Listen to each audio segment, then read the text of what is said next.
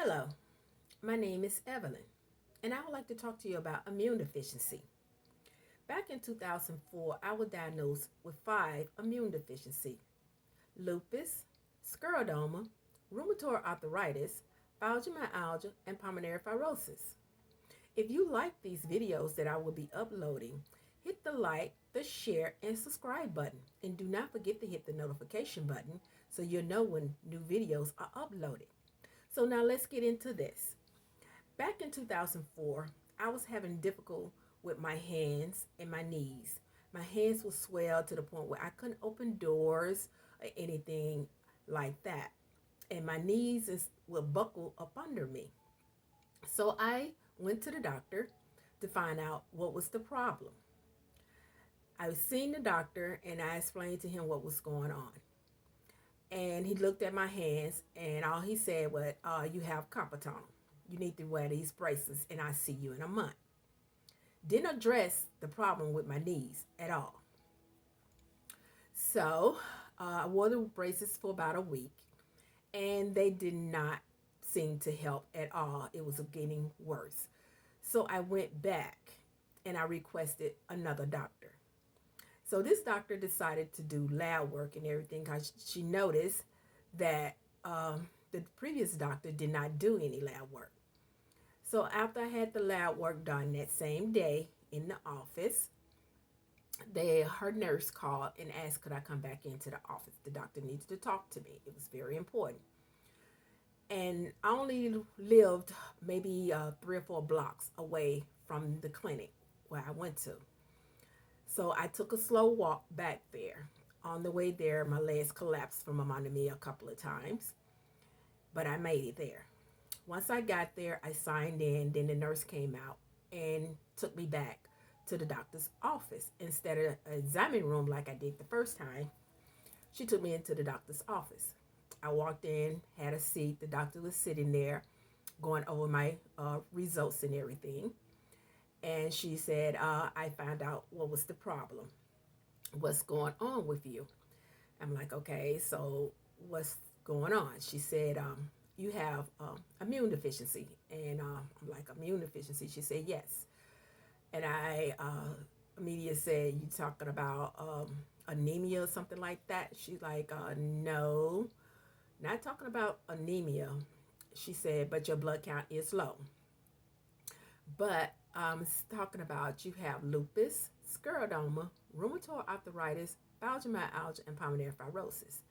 And then she went to ask me, is there anyone in my family suffer with any of these immune deficiencies? And I told her that I did not know.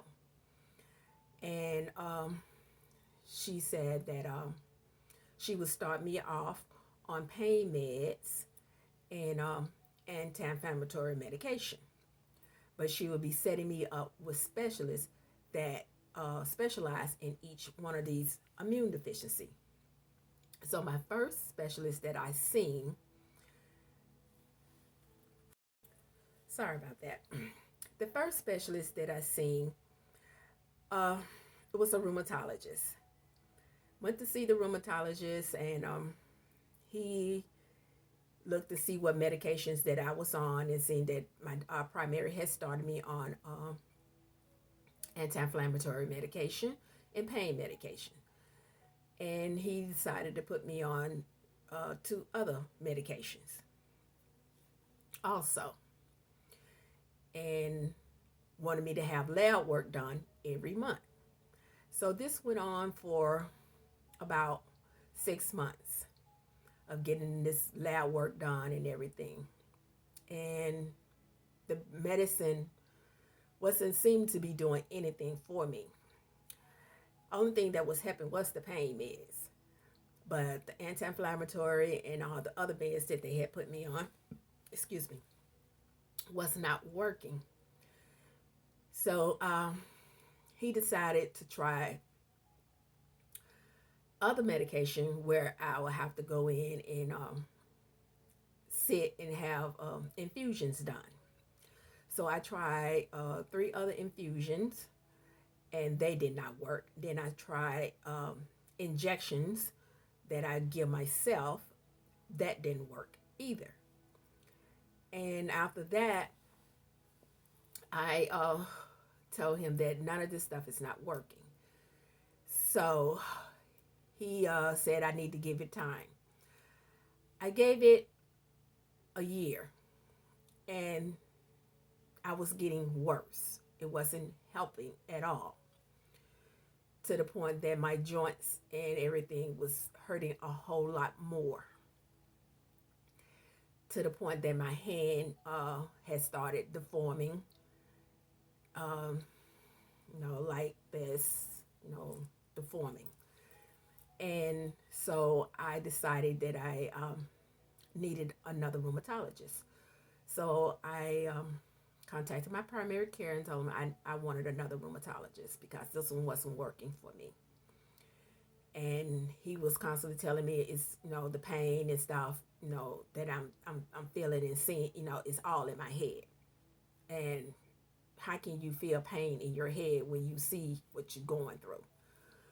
So I got another rheumatologist, and they did the same thing, kept me on the same medication that I explained to them that wasn't working, and said the same thing. Well, it's all in your head that you're thinking it's not working, but the numbers that you're getting back from the lab work showing you it's not working. So I went through about 6 different rheumatologists before I found one that actually listened to me. So he addressed my rheumatoid arthritis. He addressed my scleroderma, and he addressed my lupus. So he had that feel in all 3 of those. And once we figured out what would work and what wasn't working, we was able to move ahead, and I was getting a little more comfort from the medication that he had put me on. The next specialist that I went to see was a pulmonologist. And the pulmonologist did breathing treatment tests and everything to find out, how bad my lungs are, how my breathing are, because I was telling that I get short of breath and short walking distance and stuff like that. So then they put me on more asthma medication, and told me he'll see me in 6 months. So in 6 months I went back, and it wasn't getting any better. So he had me to go and have x-rays done, CT scan done, MRI done. And when I had all that done, I went back in to see him. He said he had got a referral for me to go to the specialist hospital. Okay, so he didn't address the reason why, and I knew after I left I should have asked the reason why I'm going to a specialist hospital, but I didn't. That was my mistake. But once I got to the specialist hospital, they told me the reason why I was there, and I had a full-blown panic attack, and that set off my asthma, so they ended up admitting me in the hospital.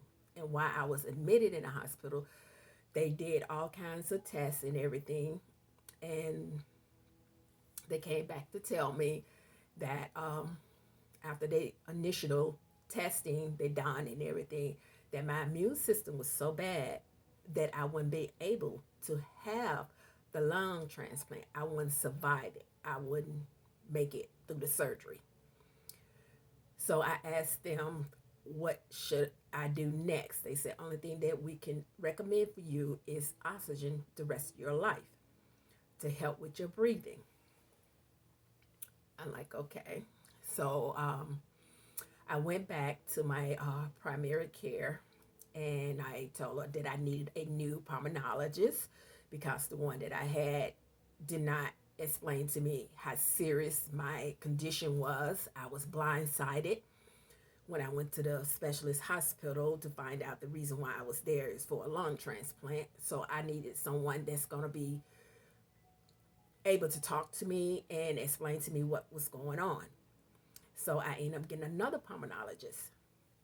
And when I got this pulmonologist, we had a good rapport. We talked. He understood where I was coming from. He didn't say it was all in my head. He said I was a special case. And he said that he would start me on oxygen right away. And that day, when I left his clinic, he had signed me up for oxygen. The next day, they came out with the oxygen tanks and everything. And I had to walk around with tanks and stuff like that. And it was difficult because it was hard transporting these big tanks when you have to go somewhere. And then I had a portable, smaller one, and that was a little heavy because I had to, put it on my shoulder. And with the fibromyalgia, the pain of something like that touching me, it hurt a whole lot. So I went back to the pulmonologist and I asked him, do they have any way that I can get a portable concentrator? And he checked into it and found out that my insurance do cover that. So they came out and brought the portable concentrator, and then they took the tanks back. And I was on the oxygen for about 4 years because while I was at the specialist hospital, they started me on this drug. It's a chemo drug for my rheumatoid arthritis. And they said it might help with the pulmonary fibrosis, but they wasn't for sure because they had never gave it to someone for that. So I started this drug. I have to take 4 doses a year. I take 2 doses the first part of the year, and then I go back the second part of the year. It's like every 6 months, and get the last 2 doses. So I took my first 2 doses, and the very first dose I took, I went home and I felt like an energized bunny. I was able to get up and move where I hadn't been able to do that for about a year.